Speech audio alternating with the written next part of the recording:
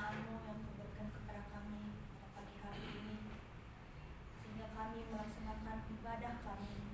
Kiranya ini bukan hanya sebagai rutinitas kami, melainkan kami bersedia dan kami layak untuk memuji, memuliakan nama Tuhan.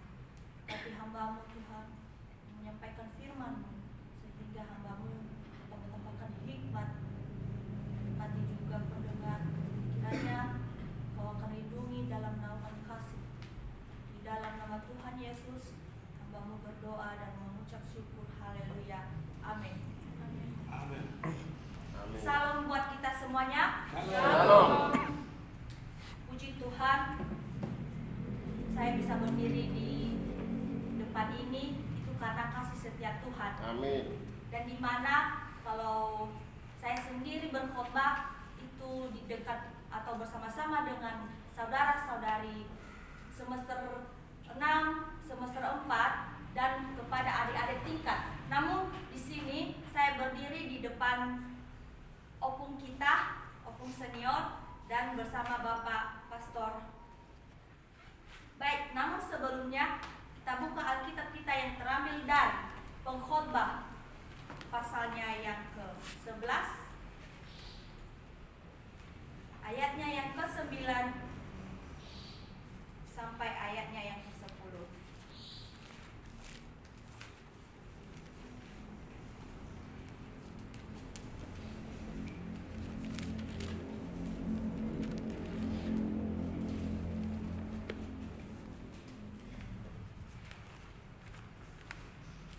Pengkhotbah pasalnya yang ke-11 ayatnya ke-9 sampai dengan ke-10. Mari kita sama-sama membacakannya dengan berganti-gantian.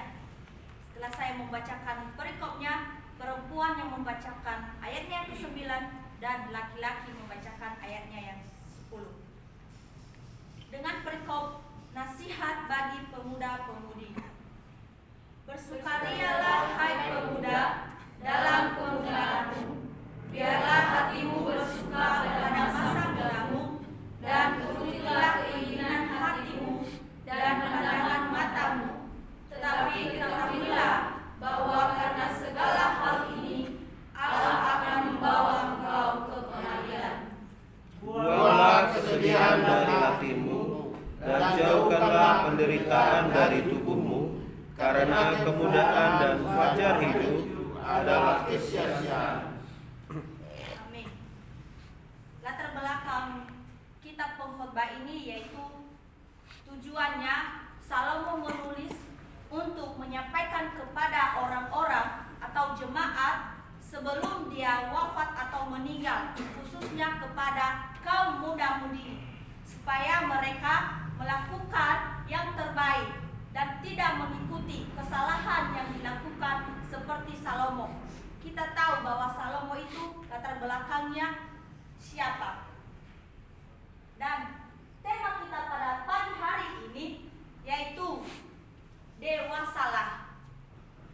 Apa itu dewasa? Dewasa yaitu orang yang sudah memiliki ide atau tidak kekanak-kanakan lagi. Sifatnya sudah memiliki sifat yang sudah seperti sifat orang tua dan tidak melakukan kesalahan seperti kesalahan pada pas masa kecil dia berada. Bagaimana kita menjadi orang yang dewasa menurut kehendak Tuhan yang terambil dari Pengkhotbah pasalnya yang ke-11 ayatnya yang ke-9 sampai ke-10. Poin pertama yaitu bisa menyelesaikan masalah. Kita sebagai muda-mudi atau kesayangan Tuhan Yesus kita memiliki pikiran yang jernih, di mana kalau kita mengetahui ataupun banyak masalah hari-hari yang kita hadapi, kita jangan lelah. Kita akan terus beranikan diri sehingga kita akan melawan masalah itu dan kita bisa mencari solusi bagaimanakah kita dapat menyelesaikan masalah yang setiap hari kita hadapi. Dan kita juga harus berdamai pada diri kita sendiri. pada lingkungan kita dan dimanapun kita berada. Kita jangan menganggap orang lain itu seperti musuh kita, namun kita harus membuat cara kita sendiri agar masalah-masalah yang kita hadapi orang lain bisa juga mencari solusinya. Dengan dikatakan di sini ayatnya yang ke-9, bersukarialah hai pemuda dalam kemudaanmu. Nah, kita sebagai pemuda selalu bersukaria, bersukacita, di mana pada masa muda-muda kita inilah kesenangan atau sukacita kita masih berkobar-kobar, masih ingin apakah ini adalah panggilan saya atau ini adalah jalan saya. Namun kita selalu berdoa dan meminta petunjuk dari Tuhan. Kita sama-sama membacakan Daniel pasalnya yang ke-12 ayatnya yang ke-3. Daniel pasal 12 ayatnya yang ke-3. 1, 2, 3, ya. Dan orang-orang bijaksana akan bercahaya seperti cahaya cakrawala, dan yang telah menuntun banyak orang kepada kebenaran seperti bintang-bintang, tetap untuk selama-lamanya.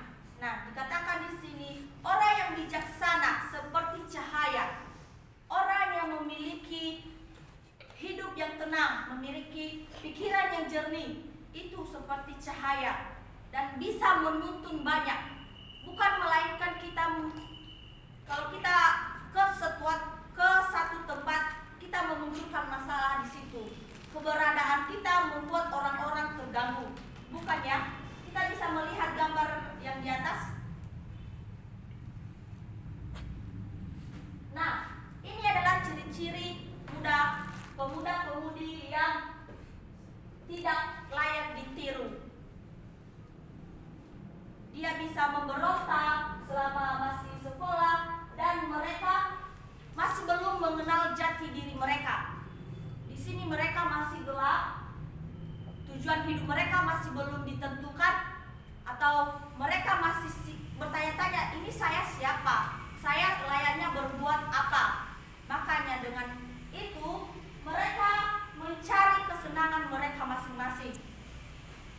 Nah, saya sampaikan kepada kita pada pagi hari ini, janganlah membuat kerusuhan di mana kita berada. Marilah kita menjadi pemuda-pemudi Kristen yang bisa menyelesaikan masalah yang banyak dengan meminta pertolongan dari Tuhan, dan sehingga kita menjadi pemberani dan hikmat Tuhan turun atas kita. Poinnya yang kedua yaitu siap melupakan kesedihan.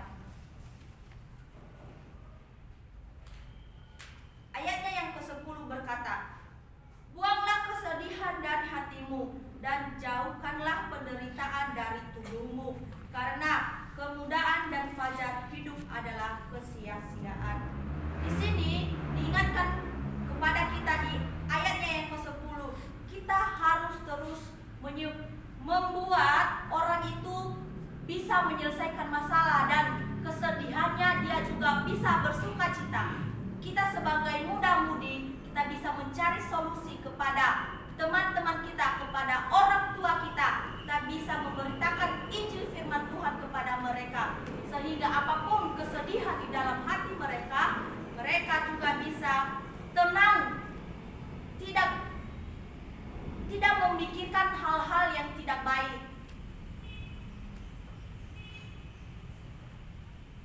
Musa yang tidak sanggup lagi menghadapi sungguh-sungguh bangsa Israel dan merasa tanggung jawabnya terlalu berat, sehingga Musa meminta agar Tuhan membunuhnya saja.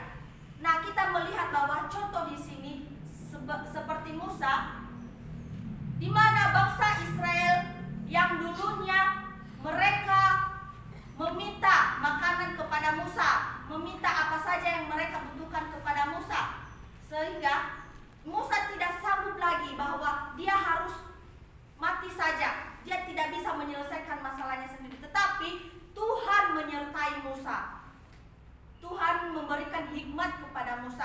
sehingga bangsa Israel keluar dari masa penderitaan mereka. Begitu pula dengan kehidupan kita. Orang-orang yang mengerjakan perkara hebat dalam nama Tuhan, percayalah, semuanya itu akan terselesaikan atau masalah tersebut terjauhkan. Baik dia dari duka, masalah, dan hingga hikmat turun atas kita semuanya. Amin. Amin.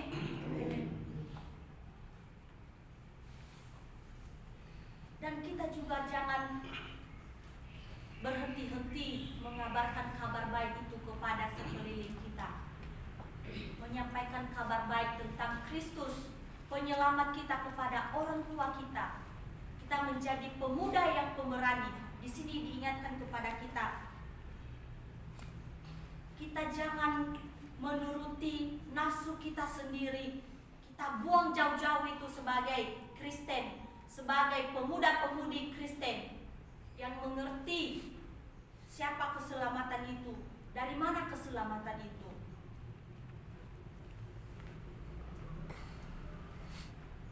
Biarlah pandangan mata kita tertuju kepada Kristus saja. Biarlah hati kita juga hanya kepada Kristus saja. Kita harus mencintai diri kita sendiri. Kita jangan dikit-dikit sedih, dikit-dikit buat status di Facebook, di WA. Itu tidak baik, itu tidak memunculkan jalan keluar. Tidak apa-apa kalau kita membuat status itu yang baik-baik saja, yang membuat rohani kita makin tegak, makin teguh dalam nama Tuhan.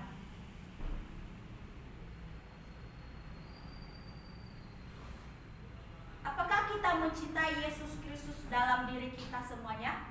Amin. Mari kita jawab dalam hati kita masing-masing. Dan sejauh manakah kita sebagai pemuda-pemudi bisa mengasihi Kristus di dalam hati kita, sehingga kita layak menjadi warga negara surga. Kita layak menjadi anak-anak Tuhan. Kita siap melupakan kesedihan kita. Kita siap melupakan apapun perkara. Kita tertuju kepada Tuhan, Sang pemberi berkat, pemberi hikmat. Mari kita mendekatkan diri terus kepada Tuhan. Kita jangan menjauh dengan perkumpulan-perkumpulan doa, perkumpulan-perkumpulan ibadah.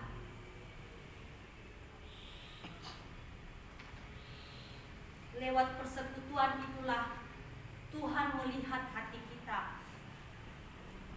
Dengan panggilan kita di sini, teman-teman semua, kita tahu bahwa Tuhan sudah membuat itu sejak dari dimana kita memiliki cita-cita yang sudah baik dia cita-citanya sebagai kedokteran, cita-citanya sebagai hukum. Tuhan sudah membuat itu, bahwa itu kalau kita bukan panggilan kita, Tuhan tidak menempatkan kita di situ. Seperti tahun lalu sebelum saya masuk di sini, saya bersaksi, saya memiliki cita-cita sebagai anggota kemiliteran di Medan. Saya membuat semua data-data yang perlu dikirim kepada pihak kampus. Namun karena itu bukan panggilan saya, Tuhan tidak mengizinkan. Tuhan menyiapkan masa depan yang cerah kepada kita, di mana banyak sekali dana yang sudah saya keluarkan lah ya kepada orang tua juga, baik tenaga, waktu. Kami orang tua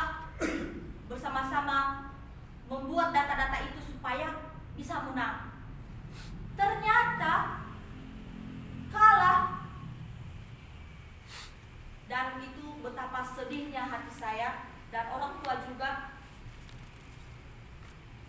saya mengalami kesedihan. Namun Tuhan memberikan jawaban dari selain cita-cita yang saya mau. Tuhan membuat saya bisa dewasa. Tuhan membuat saya bisa menyelesaikan perkara kecil itu. Namun kalau kita percaya dan membuat diri kita kepada Tuhan Yesus, melayani Tuhan, Tuhan pasti memberkati Amin. dan melindungi. Amin. Apa kesimpulan dari khotbah kita atau pelajaran yang kita ambil dari sini? Yaitu masalah sesulit apapun yang terjadi dalam hidup kita, tetaplah harus hadapi dengan rasa syukur, karena kita masih diberikan kekuatan untuk menghadapi semua masalah hidup dan tidak mengalami lagi masalah yang lebih berat, sehingga kita bisa membuang kesedihan kita dan disertai dengan kesabaran, di mana kita menerima segala apapun itu, kita tanpa mengeluh dan dilandaskan dengan sabar, sukacita, pikiran kita menjadi tenang. Kita menjadi anak-anak Tuhan Yesus yang bisa menyelesaikan masalah. Kita tidak lagi memikirkan masa lalu. Kita tidak lagi membuang-buang waktu kita yang tidak. Marilah kita menjadi pemberani, pemuda-pemudi yang takut akan Tuhan. Sampai di sini firman yang saya sampaikan, kiranya ini menjadi berkat di dalam hidup kita semuanya. Kita berdoa. Tuhan Yesus yang baik, terima kasih untuk kesempatan bahkan waktu pada saat ini yang Kau berikan kepada kami. Kiranya kami menjadi anak-anak Tuhan yang takut, anak-anak Tuhan yang dengar-dengar akan firman-Mu. Berkati kami semua di tempat ini ya Tuhan, dan Kau lindungi juga teman-teman jemaat-Mu yang ada di sini. Kiranya kasih setia-Mu Tuhan yang berlimpah kepada kami semua. Di dalam nama Tuhan Yesus kami sudah berdoa dan mengucap syukur. Haleluya. Amin. Amin. Terima kasih. Salam. Shalom.